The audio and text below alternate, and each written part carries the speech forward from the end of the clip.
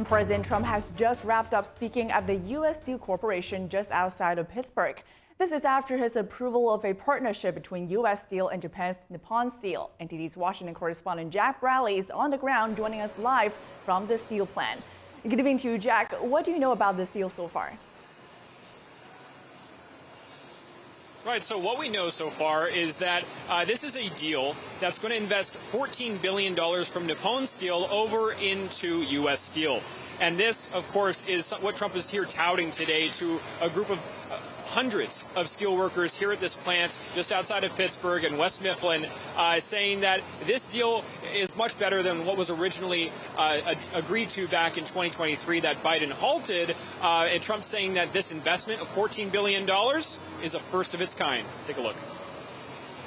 But the Nippon investment we're announcing today blows them all away with a record-setting and $14 billion commitment to the future of this company. And Pittsburgh will very soon be respected around the world as the Steel City again.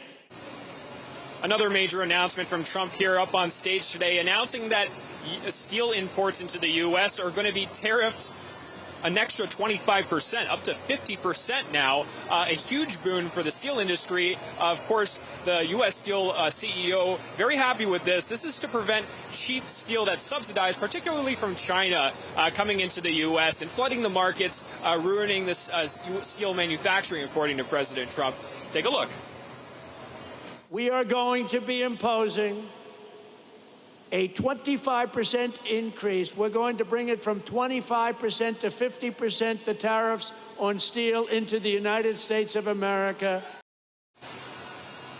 So in December of 2023, Nippon Steel was about to acquire U.S. Steel for almost $15 billion in cash. And that deal did not go through because President Biden said that that would be a national security issue for a foreign country like Japan to own a U.S. Industry, and all of those jobs would be lost.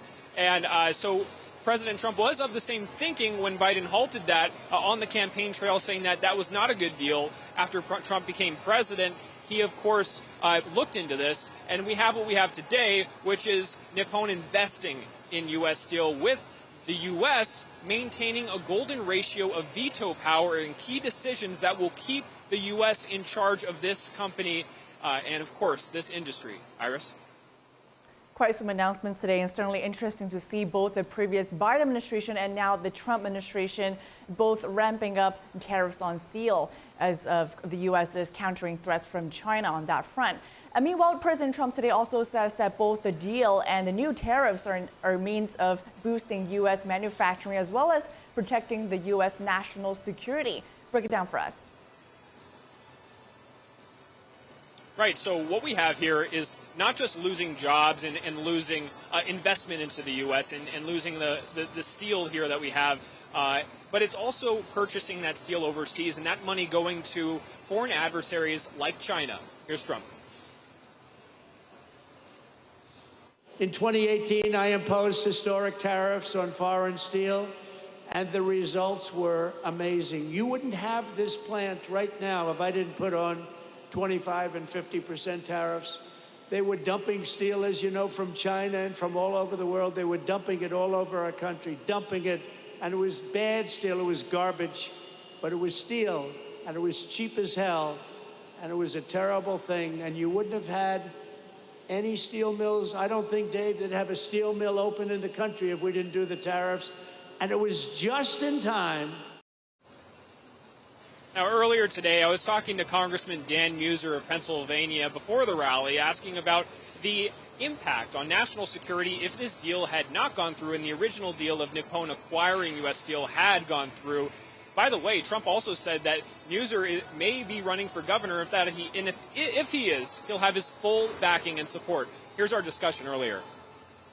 It really would have been terrible. It would have been a big mistake, and the Biden administration, for some reason, wouldn't allow it to go through. President Trump looked at it and changed course, made the deal better, and made it quite acceptable to him. And without having manufacturing steel, if we'd have to rely upon allies, but in some cases adversaries, such as China, such as perhaps India, not that they're an adversary, But all these other countries, for our steel, that's an unacceptable situation for the greatest nation on earth. Now, many of these workers, about a few hundred here today, and their family members have been in this industry for U.S. Steel in this area of West Mifflin, which is just outside of Pittsburgh, for generations. And this deal they saw as a major win because if this hadn't gone through, they thought that it was going to lead to the loss of jobs and the loss of industry here. So also we had the executive vice president of Nippon Steel up on stage as well, alongside the CEO of U.S. Steel, saying that this deal would not have gone through without President Trump's intervention. Iris, back to you. Well, it's certainly showing how important steel is to national security, and we should know that the latest legal battle surrounding some of President Trump's tariffs does not affect his tariffs on steel and aluminum. Thanks for the update, Jack. Elon Musk is now leaving his official role at DOGE as scheduled. NTD's David Lam reports on the press conference today alongside Elon Musk. On Friday, President Trump commended Elon Musk as the entrepreneur's official leadership role at DOGE comes to a close in a few days. Elon has worked tirelessly helping lead the most sweeping and consequential government reform program in generations. Musk led the Department of Government Efficiency after Trump established it in January. The tech CEO said DOGE would grow stronger over time. This is not the end of DOGE, but really the beginning. And I'm confident that over time we'll see $1 trillion of savings and a reduction in $1 trillion of waste and fraud reduction. Trump highlighted DOGE's achievements from the past several months and said Musk isn't really leaving. Just as an example, DOGE canceled $101 million for DEI contracts at the Department of Education, $59 million for illegal alien hotel rooms in New York City, $45 million for diversity, equity, and inclusion scholarships in Burma. In Burma, does anyone know about Burma? $42 million for social and behavioral change in Uganda. According to the agency's website, DOGE estimates it saved $175 billion, equivalent to around $1,000 per taxpayer. Nobody even knows why the money's being spent. It's truly absurd. I mean, we find situations where there are millions of software licenses with 0 people using them. 0. Exactly. This is the quizzical expression. You're like, surely, if there's millions of software licenses, someone should be using them. No, and then we've got to go through the process of saying, okay, look, if no one's using the software, we need to terminate this software license agreement. Last week, the tech CEO said he will resume working on his companies, including SpaceX and Tesla, but that he'll also continue to visit and be a friend and advisor to President Trump. David Lam, NTD News. And President Trump criticizing China for violating an agreement with the U.S. after he lowered his 145% tariffs to facilitate talks between the two countries. The president says he wanted to help China economically, but the Chinese regime breached a big part of the deal. Here's Trump speaking about it earlier today. Watch. They violated a big part of the agreement we made. You know, it was very nice that I helped them because they were in trouble with the stoppage of a massive amount of business. But I'm sure that I'll speak to President Xi and hopefully we'll work that out. But yeah, there's a violation of the. About 3 weeks ago, the U.S. and China agreed to reduce tariffs for 90 days as the two sides started negotiations in Geneva. Trump, in a post today, says he did it to relieve China from, quote, grave economic danger and, quote, civil unrest. Today's twist comes as the Trump administration points to China's history of violating trade agreements and its current failure to lift export restrictions on critical minerals to Western countries despite previous promises. And Treasury Secretary Scott Bessent, noting trade talks with China are now, quote, stalled, suggests that it will take a call between President Trump and China's Xi Jinping to move things forward. And how does the latest trade escalation impact the Trump administration's approach with China? And what is the scope of the CCP's infiltration within American institutions? To discuss, we're happy to have with us founder of State Armour, Michael Lucci. Michael, thank you so much for joining us. Iris, it's great to be with you. So President Trump today calling out China for violating the trade agreement with the U.S. The trade representative, Jamison Greer, further criticizes the Chinese Communist Party for its history of breaching trust, despite Western nations' attempts to accommodate them. Let's first take a listen. We made a huge effort in Geneva to accommodate the Chinese. And listen, it always ends up being this way, whether it's the United States or other Western countries have always sought to accommodate the Chinese. We've had open markets, et cetera. And time again, we see the Chinese come down and not comply with their agreements, slow roll compliance, not open their economy like they should. Right. So unfortunately, we're seeing that trend continue. So, Michael, first, talk to us about how trustworthy is the Chinese Communist Party? And are you surprised that they're not keeping their word after talks with the U.S. in Geneva a few weeks ago? Should the U.S. now continue to trust them in upcoming trade talks? The Chinese Communist Party has never met a trade deal it didn't want to break. It's never met a supply chain it didn't want to weaponize. As President Trump and Representative Greer mentioned there, they have a long track record of breaking their word. That's actually their entire track record, is breaking their word, whether it's trade deals, their entrance in the World Trade Organization, deals with Hong Kong, deals with the British, deals with everyone in their neighborhood. They break deals as soon as it's in their favor to do so, as soon as they're bigger and stronger and powerful enough to force their will on other people. That's why it's so important for President Trump and for our trade negotiators to hold the line and say, those days are over. If you don't want to play by the same rules as everybody else, we don't need to be working together anymore. Well, it'll be certainly interesting to see if there's a change in U.S. negotiating posture going forward. And in his post today, President Trump further says that he lowered tariffs on China to save them from, quote, grave economic danger and civil unrest. So if the U.S. considers reinstating its 145% high tariffs on China, as China is breaching the agreement now, what impact could it have on the Chinese economy? And would putting back these tariffs be effectively a tool in getting China to comply? The Chinese Communist Party has destroyed their real estate sector. So they're totally dependent now on exporting. Really, they're exporting their problems, their manufacturing sector. Their manufacturing sector is very competitive, but they have to export their domestic problems to the rest of the world. They're trying to flood the world with their products as a way to get rid of their own problems and to destroy our own supply chains. And so that is the history of the Chinese Communist Party on these issues. If we phase them out of our trade system, if we and our allies phase them out of our trade system, they're going to have very serious problems.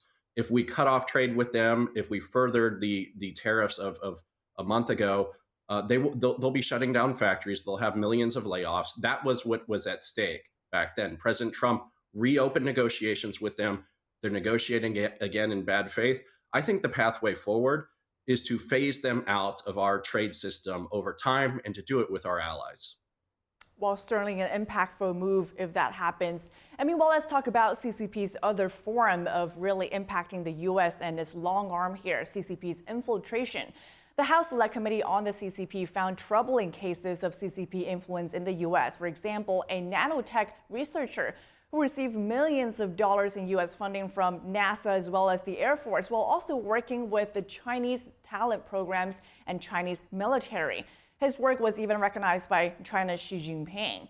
When it comes to these examples that are very troubling, how concerned should we be about this level of infiltration, and what can be done to really counter such influence within our institutions? China actually barely disguises some of the espionage they conduct now, some of the intellectual property they steal. A lot of the researchers that come from China have pretty open military backgrounds, intelligence backgrounds. And so we saw Secretary Rubio announce that we're going to start treating Chinese students differently. What China understands, what the Chinese Communist Party understands, is that if we take the students who want to be in the United States and we reject the communist spies, they're going to lose in that scenario. If we're bringing in the best talent while rejecting, the spies, the military actors, all these sort of ne'er-do-wells that they want to send into our system, that's going to be a problem with them. We want them to keep their problem children in China. We want the people who want to be a part of the American dream to come here. And Secretary Rubio was pointing in that direction about revoking visas of Chinese Communist Party leaders, revoking visas of those working with China's military. This is something we should have done 20 years ago. They've been exploiting our openness for decades and decades and decades. We should remain the open capital of the free world, but kicking out thugs from a totalitarian regime is what we need to do to preserve freedom. while the visa restriction definitely a long overdue and powerful move. But we also just talked about China's history of being not trustworthy and finding all kinds of ways to infiltrate and harm the U.S. Are there any other loopholes that you see in the current system here in the U.S. that we should pay more attention to potentially counter China's influence? What actually happens is China reverse engineers whatever system we put in place. So whatever restrictions we put in place, they reverse engineer the backgrounds of their spies so that they will fit into our system. So we have to be constantly vigilant. First of all, I mean, cutting off the spies as they come in, because some of this is very easy to find, but the universities are just totally dropping the ball. They're not even looking. They want to take the money. They don't care about the espionage. So we can't trust the universities. We have to have a national security perspective on them as they come in. And then if they get involved in these organizations that are attacking people who support freedom, out, go back to China. If they are stealing intellectual property, go to jail for a long time, then go back to China. We have to start enforcing the rule of law upon communist China. That is their Achilles heel, is if we actually enforce the rule of law upon them. And certainly important to have a clear view of the CCP's tactics. Thank you so much, Michael Lucci, for your great insights. Appreciate it. Thank you. And a win for the Trump White House. The Supreme Court now tells the Trump administration that they can cancel protection status for 530,000 immigrants from 4 countries. And this follows a similar move from the court earlier this month. NDD correspondent Jason Blair reports. The Supreme Court says that for now, the Trump administration can go ahead with removing deportation protections for about 500,000 immigrants from Cuba, Haiti, Nicaragua, and Venezuela. This move is seen as a win for the Trump administration and its efforts to beef up border security and adjust immigration priorities.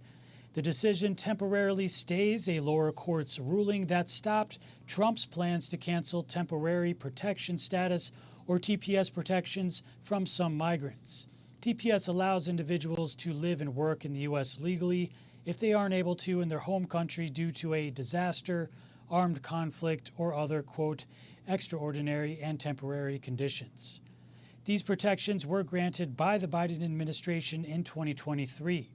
The Department of Homeland Security responded to the Supreme Court's decision, saying ending the CHNV parole programs, as well as the paroles of those who exploited it, will be a necessary return to common sense policies, a return to public safety, and a return to America first. Congresswoman Maria Elvira Salazar commented on social media after the decision, saying the Supreme Court is sacred and its order must be respected, but we must consider the human cost.